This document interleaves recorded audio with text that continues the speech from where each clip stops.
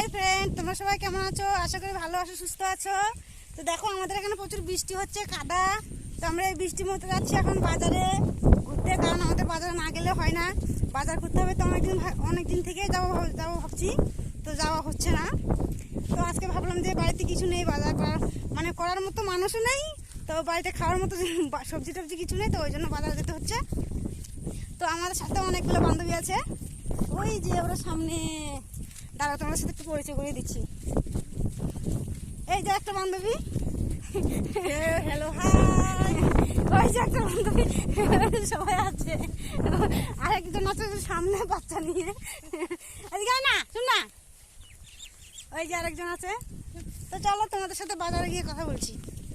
তো বাজারে চলে আসলাম। বাজারে এসে মাত্র আগে ঢুকলাম জামা কাপড় দোকানে, কারণ ওরা শাড়ি নেবে ওদের জন্য, বাড়িতে পরার জন্য। তো আমি নেব না কিছু, তো ওদের সাথে আসলাম, কারণ ওদের সাথে না আসলে ওরা খারাপ পাবে না। তো ওরা বলছে যে চল শাড়ি পছন্দ করে দিবি। তো দেখো, ওদেরকে অনেকগুলো শাড়ি দেখেছে, ওদের তাও পছন্দ হচ্ছে না। তো আর কী বলবো, মানে বলো।